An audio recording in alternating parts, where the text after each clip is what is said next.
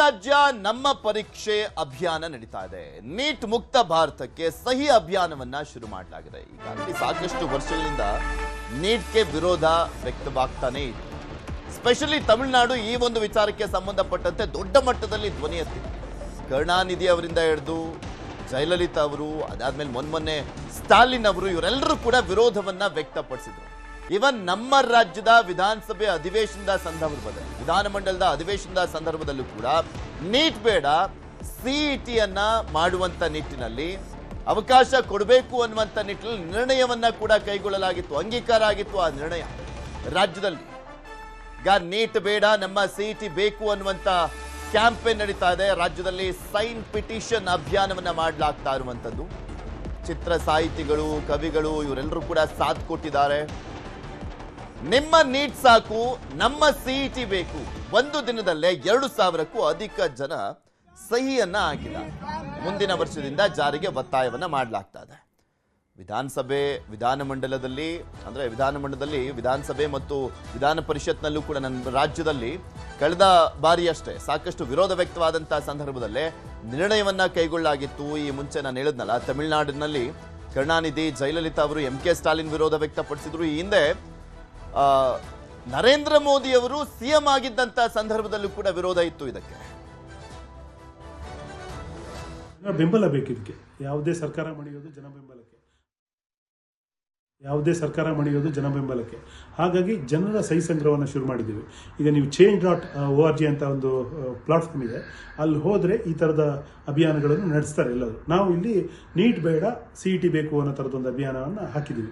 ಈಗಾಗಲೇ 1.5 ದಿನದಲ್ಲಿ 2,000 ಜನ ಸಹಿ ಮಾಡಿದ್ದಾರೆ. ನಿಮಗೆ ಅಲ್ಲಿ ಫುಲ್ ಡೀಟೇಲ್ ಸಿಗುತ್ತೆ.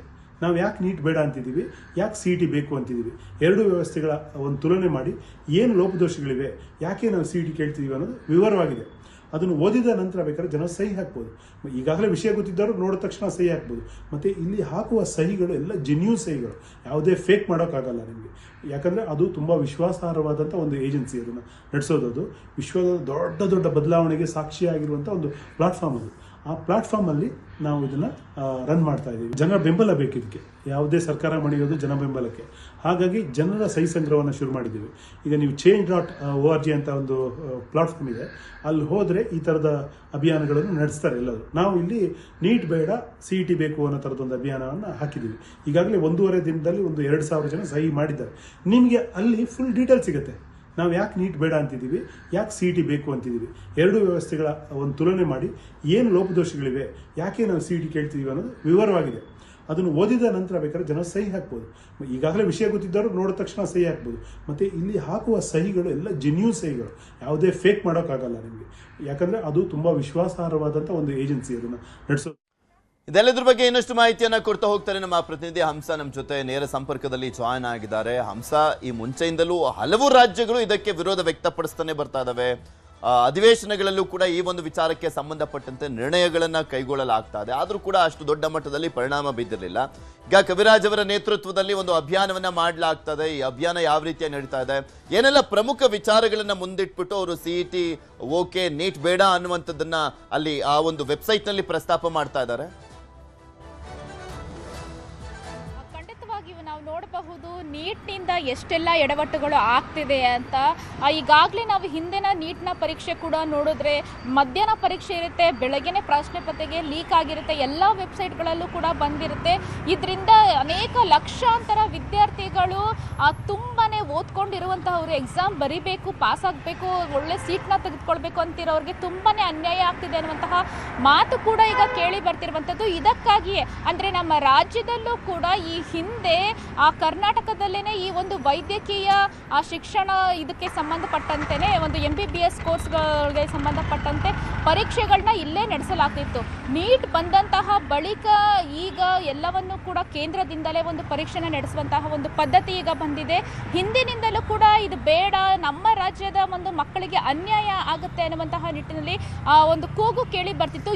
ಈಗ ಒಂದು ಈ ನೀಟ್ನ ಪರೀಕ್ಷೆ ಹಾಗೂ ಎಡವಟ್ಟುಗಳ ನಂತರ ಈಗ ಮತ್ತೆ ಒಂದು ಸಾಹಿತಿಗಳು ಹಾಗೂ ವಿದ್ಯಾರ್ಥಿಗಳು ಮಾತನಾಡ್ತೀನಿ ನಮ್ಮ ಜೊತೆ ಕವಿರಾಜ್ ಅವರು, ಸಾಹಿತಿ, ದೂರವಾಣಿ ಸಂಪರ್ಕದಲ್ಲಿದ್ದಾರೆ. ನಮಸ್ಕಾರ ಸರ್. ನಮಸ್ತೆ ಸರ್. ನಮಸ್ತೆ. ನೀಟ್ ಬೇಡ, ಸಿಇಟಿ ಬೇಕು ಅನ್ನುವಂಥ ನಿಟ್ಟಿನಲ್ಲಿ ಅಭಿಯಾನವನ್ನ ಮಾಡ್ತಾ ಇದ್ದೀರಾ, ನಿಮ್ಮ ನೇತೃತ್ವದಲ್ಲಿ ಮಾಡಲಾಗ್ತಾ ಇದೆ. ಸುಮಾರು 2,000ಕ್ಕೂ ಹೆಚ್ಚು ಜನ ಈಗ ಆಲ್ರೆಡಿ ಸಹಿಯನ್ನ ಹಾಕಿದ್ದಾರೆ ಅನ್ನುವಂಥದ್ರ ಬಗ್ಗೆ ನೀವೇ ಸ್ಪಷ್ಟನೆಯನ್ನ ಕೊಡ್ತಾ ಇದ್ರಿ. ಏನೆಲ್ಲ ಪ್ರಮುಖ ವಿಚಾರಗಳನ್ನ ಮೆನ್ಷನ್ ಮಾಡ್ತಾ ಇದ್ದೀರಾ ಈ ಸಿಇಟಿ ಬೇಕು ಅನ್ನುವಂಥದ್ರ ಬಗ್ಗೆ? ಹೌದು ಹೌದು ಸರ್, ಇದೇನಂದ್ರೆ ಇದು ನಮ್ಮ ನಾಡು ನಮ್ಮ ಆಳ್ವಿಕೆ ಅಂತ ಒಂದು ನಮ್ಮ ಸಂಘಟನೆ ಇದೆ. ಆ ಸಂಘಟನೆಯ ಮೂಲಕವಾಗಿ ಇದನ್ನ ಮಾಡ್ತಾ ಇದ್ದೀವಿ. ಈಗ ನೀಟ್ ಅನ್ನೋದು ಬಂದ ನಂತರ ನಮ್ಮ ವಿದ್ಯಾರ್ಥಿಗಳು ಅಂದ್ರೆ ನಮ್ಮ ಕರ್ನಾಟಕದ ಗ್ರಾಮೀಣ ಬಡ ವಿದ್ಯಾರ್ಥಿಗಳಿಗೆ MBBS ಸೀಟ್ ಸಿಗುವ ಪ್ರಮಾಣವೇ ಬಹಳ ಕಡಿಮೆ ಆಗಿ ಹೋಗಿದೆ. ಕಾರಣ ಏನಂದ್ರೆ ನೀಟ್ NCERT ಮತ್ತು CBSE ಪಠ್ಯಕ್ರಮನ ಅನುಸರಿಸುತ್ತೆ ಹೆಚ್ಚಾಗಿ. ಆದ್ರೆ ನಮ್ಮ ರಾಜ್ಯ ಪಠ್ಯಕ್ರಮ ಓದೋ ಮಕ್ಕಳಿಗೆ ನೀಟ್ ಕಷ್ಟ ಆಗುತ್ತೆ, ಅದನ್ನ ಕ್ರಾಕ್ ಮಾಡೋದು ಕಷ್ಟ ಆಗ್ತಿದೆ. ಒಂದು. ಎರಡನೇದಾಗಿ ನೀವು ನೋಡಿದ್ರೆ 52,000 ಸೀಟ್ಗಳು ಕೇವಲ ದಕ್ಷಿಣದ 4 ರಾಜ್ಯಗಳ ಮೆಡಿಕಲ್ ಸೀಟ್ಗಳು. ಇನ್ನು ಉತ್ತರದ ಪೂರ್ತಿ ಎಲ್ಲ ತೆಗೆದುಕೊಂಡು 40,000 ಸೀಟ್ ಮಾತ್ರ ಇರೋದು. ನಮ್ಮ ಸೀಟ್ಗಳಿಗೆ ಅಲ್ಲೆಲ್ಲೋ ಎಕ್ಸಾಮ್ ಮಾಡಿ ಅವ್ರ್ಯಾರೋ ಸೀಟ್ ಹಂಚ್ತಾರೆ, ನಮ್ಮ ಮಕ್ಕಳಿಗೆ ಅವ್ರಿಗೆ ಸೀಟ್ ಸಿಗಲ್ಲ. ಸಿಟಿ ಮೊದಲು ಇದ್ದಾಗ ನಮ್ಮ ಮಕ್ಕಳಿಗೆ ಯಾವ ಪ್ರಮಾಣದಲ್ಲಿ ಸೀಟ್ ಸಿಕ್ತಿತ್ತು ಆ ಪ್ರಮಾಣದಲ್ಲಿ ಈಗ ಸೀಟ್ ಸಿಗ್ತಾ ಇಲ್ಲ. ಆಮೇಲೆ ಇಡೀ ದೇಶದಲ್ಲಿ ಹೈಯೆಸ್ಟ್ ಸೀಟ್ಸ್ ಗಳಿರೋದು ಕರ್ನಾಟಕದಲ್ಲೇ. ಹೌದು, 15,000 15,450 ಇದೆ ಸೀಟ್ಸ್ಗಳು. ಹೌದು ಹೌದು ಹೌದು. ಆದ್ರೆ ಅನ್ಯಾಯ ಆಗ್ತಿರೋದು ನಮ್ಗೆ. ನಮ್ಮ ವ್ಯವಸ್ಥೆ, ನಮ್ಮ ಇನ್ಫ್ರಾಸ್ಟ್ರಕ್ಚರ್, ನಮ್ಮ ಕಾಲೇಜುಗಳು ಬೇರೆ ಯಾರು ಯಾಕೆ ಎಕ್ಸಾಮ್ ನಡೆಸಬೇಕು? ನಮ್ಮ ಸಿಇಟಿ ಬಹಳ ಅದ್ಭುತವಾಗಿ ನಡೀತಿತ್ತು. ವೀರಪ್ಪ ಮೊಯ್ಲಿ ಅವರು ಪರಿಚಯ ಮಾಡಿದ್ದು ಬಹಳ ಅದ್ಭುತವಾಗಿ ನಡೀತಿತ್ತು, ಇಡೀ ದೇಶಕ್ಕೆ ಮಾದರಿಯಾಗಿ ನಡೀತಿತ್ತು. ಅಲ್ಲಿ ಯಾವತ್ತು ಒಂದ್ ಸಣ್ಣ ಪುಟ್ಟ ಲೋಪದೋಷಗಳಾಗಿದೆ, ಬಟ್ ಪೇಪರ್ ಲೀಕ್ ನಂತ ಅವಘಡಗಳು ಯಾವತ್ತೂ ನಡೆದಿಲ್ಲ ಅಲ್ಲಿ. ನೀಟ್ ಬಂದ ನಂತರ ಪ್ರತಿ ಬಾರಿ ಅಲ್ಲಿ ಏನೋ ಒಂದು ಪ್ರಾಬ್ಲಮ್ ಇದೆ. ಮತ್ತೆ ಅನಗತ್ಯ ಒತ್ತಡ ನೀಟ್ NCERT ಮತ್ತೆ CBSE ಅನುಸರಿಸಿರೋದ್ರಿಂದ ನಮ್ಮ ವಿದ್ಯಾರ್ಥಿಗಳಿಗೆ ಒತ್ತಡ ಒಂದಾದ್ರೆ ಕೋಚಿಂಗ್ ದಂಧೆಯನ್ನು ಪ್ರೋತ್ಸಾಹ ಮಾಡುತ್ತಿದ್ದು.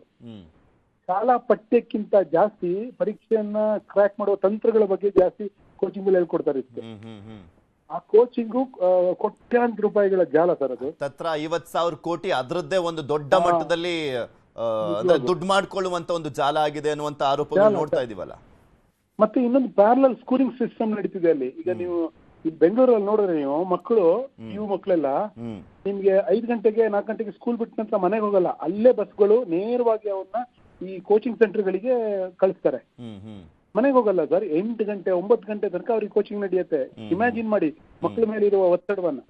ಆಯ್ತು, ಇಲ್ಲೇನೋ ಸಿಟಿಯ ಮಕ್ಕಳು ಅಥವಾ ಶ್ರೀಮಂತರ ಮಕ್ಕಳು ಅದನ್ನ ದುಡ್ಡು ಕೊಟ್ಟು ಅಫೋರ್ಡ್ ಮಾಡ್ತಾರೆ. ಗ್ರಾಮೀಣ ಮಕ್ಕಳ ಕಥೆ ಏನು ಸರ್?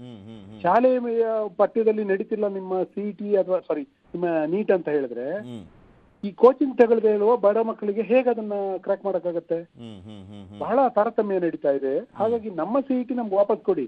ಅದು ಪರ ರಾಜ್ಯದವರಿಗೆ ಏನ್ ಸೀಟ್ ಕೊಡ್ಬೇಕು, ಅದೇನು ಬೇಕಾದ್ರೆ ಒಂದು ಒಕ್ಕೂಟ ವ್ಯವಸ್ಥೆಯಲ್ಲಿ ನಾವು ದೇಶವನ್ನು ಗೌರವಿಸಬೇಕು, ಅದಕ್ಕೆ ಏನ್ ಸೀಟ್ ಕೊಡ್ಬೇಕು ಅದನ್ನ ಕೊಡೋಣ. ಅಲ್ಲ, ಈಗ ನೀವು ಆಗ್ರಹ ಮಾಡ್ತಿರೋದೆಲ್ಲದು ಕರೆಕ್ಟ್ ಇದೆ. ಇದು ಸಾಕಷ್ಟು ವರ್ಷಗಳಿಂದ ಸಾಕಷ್ಟು ರಾಜ್ಯಗಳ ಮುಖ್ಯಮಂತ್ರಿಗಳು ಸ್ಪೆಷಲಿ ವಿರೋಧ ಮಾಡ್ಕೊಂಡ್ ಬರ್ತಾ ಇದ್ದಾರೆ. ನಾನು ಆಗ್ಲೇ ಹೇಳ್ದೆ, ಕರುಣಾನಿಧಿ ಅವರು, ಜಯಲಲಿತಾ ಅವರು, MK ಸ್ಟಾಲಿನ್ ಮೊನ್ನೆ, ಅದಕ್ಕೂ ಮುಂಚೆ ನಮ್ಮ ರಾಜ್ಯದಲ್ಲೂ ಕೂಡ ಇತ್ತೀಚೆಗೆ ಒಂದು 3-4 ತಿಂಗಳ ಹಿಂದೆನೂ ಕೂಡ ಒಂದು ಅಧಿವೇಶನದಲ್ಲಿ ಅದೇ ವಿಚಾರದಲ್ಲಿ ಒಂದು ರೆಸಲ್ಯೂಷನ್ ಅನ್ನ ಕೂಡ ಪಾಸ್ ಮಾಡಿದ್ದಾರೆ. ನೀಟ್ ಬೇಡ, ಸಿಇಟಿಗೆ ಅವಕಾಶ ಮಾಡಿಕೊಡಿ, ರಾಜ್ಯದ ಸ್ವಾಯತ್ತತೆಯನ್ನ ಕಾಪಾಡ್ಕೊಳ್ಬೇಕು ಅನ್ನುವಂತ ನಿಟ್ಟಿನಲ್ಲಿ. ಬಟ್ ಎಲ್ಲಿ ತಟ್ಟಬೇಕು, ಅದು ತಟ್ತಾ ಇಲ್ವಲ್ಲ ಅಂತ ಸರ್. ಅದು ಈಗ ನಾವು ಈ ಹೊತ್ತಿನಲ್ಲಿ ಒಂದು ಸ್ವಲ್ಪ ನೀಟ್ ಬಗ್ಗೆ ಜನರಿಗೆ ಅರಿವು ಮೂಡಿದೆ, ಈ ವ್ಯವಸ್ಥೆ ಸರಿ ಇಲ್ಲ ಅನ್ನೋದು ಗೊತ್ತಾಗಿದೆ. ಈಗ ಹೋರಾಟ ಮಾಡಿದ್ರೆ ಹೆಚ್ಚು ಜನ ಬೆಂಬಲ ಸಿಗ್ಬೋದು ಅಂತ. ಕಟ್ಟ ಕಡೆಗೆ ಯಾವುದೇ ಸರ್ಕಾರಗಳು ಮಣಿಯೋದು ಯಾವುದೇ ವ್ಯಕ್ತಿಗನ್ನೋಕ್ಕಿಂತ ಜನ ಬೆಂಬಲಕ್ಕೇನೆ. ಈಗ ನಾವು ಜನರಿಗೆ ಅರಿವು ಮೂಡಿಸಬೇಕಾಗಿದೆ. ಹೊರನೋಟಕ್ಕೆ ಯಾಕೆ ಬೇಡ ಈ ನೀಟ್ ಒಂದು ಪರೀಕ್ಷೆ, ಸಿಇಟಿ ಒಂದು ಪರೀಕ್ಷೆ ಅನ್ನೋ ಜನ ತುಂಬಾ ಇದ್ದಾರೆ. ನಾವು ಅವರಿಗೆ ಅರಿವು ಮೂಡಿಸಬೇಕು. ನಮ್ಮ ಮೊದಲ ಕರ್ತವ್ಯ ಅದೇ.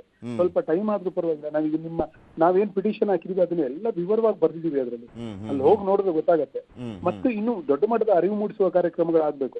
ಈಗ ಮೊನ್ನೆ ನೀವ್ ಹೇಳ್ದಂಗೆ ಸೇರಿಸಬೇಕು ಅಂದ್ರೆ ವಿಜಯ್ ಅವರು ಕೂಡ ಕೇಂದ್ರಕ್ಕೆ ಪತ್ರ ಬರೆದಿದ್ದಾರೆ. ಆಮೇಲೆ ನಮ್ಮ ಪರಮೇಶ್ವರ್ ಸರ್ ಪತ್ರ ಬರೆದಿದ್ದಾರೆ ಕೇಂದ್ರಕ್ಕೆ. ರೆಸಲ್ಯೂಷನ್ ಪಾಸ್ ಮಾಡಿದ್ದಾರೆ ವಿಧಾನಮಂಡಲ ಅಧಿವೇಶನದಲ್ಲಿ. ಹೌದು ಹೌದು ಹೌದು. ಈಗ ನೋಡಿ ಸರ್, ಇದು ಒಕ್ಕೂಟ ವ್ಯವಸ್ಥೆ. ಇದು ಎಲ್ಲವನ್ನ ಕೇಂದ್ರದ ಬಳಿ ಇಟ್ಕೊಳ್ಳೋ ಅವಶ್ಯಕತೆ ಇಲ್ಲ ಇಲ್ಲಿ.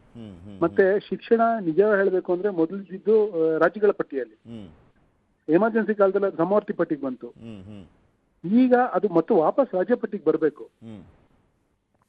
ರಾಜ್ಯ ಶಿಕ್ಷಣ ಯಾಕೆ ರಾಜ್ಯ ಪಟ್ಟಿಗೆ ಬರಬೇಕು ಅಂತೀನಿ ಅಂದ್ರೆ ಪ್ರತಿ ರಾಜ್ಯವೂ ವೈವಿಧ್ಯ ಸರಿ, ಭಾಷೆಯಿಂದ ಹಿಡಿದು ಆಹಾರ ಸಂಸ್ಕೃತಿ ಎಲ್ಲ ನಮ್ಮ ರಾಜ್ಯಗಳಲ್ಲಿ ನಮ್ಮ ತರದಲ್ಲೇ ಕಲಿಬೇಕು ಮಕ್ಕಳು. ನಮ್ಮ ಸಂಸ್ಕೃತಿಯನ್ನು ಕಲಿಬೇಕು, ನಮ್ಮ ಭಾಷೆಯಲ್ಲಿ ಕಲಿಬೇಕು. ಆಗ್ಲೇ ನಮ್ಮ ಭಾರತದ ವೈವಿಧ್ಯವನ್ನು ನಾವು ಕಾಪಾಡ್ಕೊಳ್ಳಕ್ ಸಾಧ್ಯ ಆಗುತ್ತೆ. ಸರ್ ನೀವು ಅಭಿಯಾನ ಮಾಡ್ತಾ ಇದ್ದೀರಾ, ಇದಕ್ಕೆ ಒಳ್ಳೆ ಬೆಂಬಲ ಕೂಡ ಆರಂಭದಲ್ಲಿ ಈಗ ಸಿಗ್ತಾ ಇದೆ. ನೋಡೋಣ ಸರ್ ಎಲ್ಲಿವರೆಗೂ ತಲುಪುತ್ತೆ, ಯಾಕೆಂದ್ರೆ ಜನರು ಮನ್ಸು ಮಾಡಿದ್ರೆ ಏನ್ ಬೇಕಾದ್ರೂ ಮಾಡಬಹುದು ಅನ್ನುವಂತ ಜನ್ಜಿ ಟ್ರೆಂಡ್ ಏನು ಅನ್ನುವಂಥದ್ದನ್ನ ಕೂಡ ತೋರಿಸಿದ್ದಾರೆ ಜನ್ಜಿಗಳು. ಕಾಕ್ರೋಚ್ ಜನತಾ ಪಾರ್ಟಿಯ ಸಹಾಯದಿಂದಾಗಿ ಧರ್ಮೇಂದ್ರ ಪ್ರಧಾನ್ ಅವರೇ ರಾಜೀನಾಮೆ ಕೊಡುವಂತ ಪರಿಸ್ಥಿತಿ ನಿರ್ಮಾಣ ಆಗಿತ್ತು. ಈ ಅಭಿಯಾನ ಎಷ್ಟು ಮಟ್ಟಿಗೆ ತಲುಪಿ ಕೇಂದ್ರ ಸರ್ಕಾರ ಇದ್ರ ಬಗ್ಗೆ ಯೋಚನೆ ಮಾಡುತ್ತೆ ಅನ್ನುವಂಥದ್ದು ಕೂಡ ಇಂಪಾರ್ಟೆಂಟ್ ಆಗುತ್ತೆ. ಧನ್ಯವಾದ ಕವಿರಾಜ್ ಅವರೇ ನ್ಯೂಸ್ 18 ಜೊತೆ ಮಾತನಾಡಿದಕ್ಕೆ.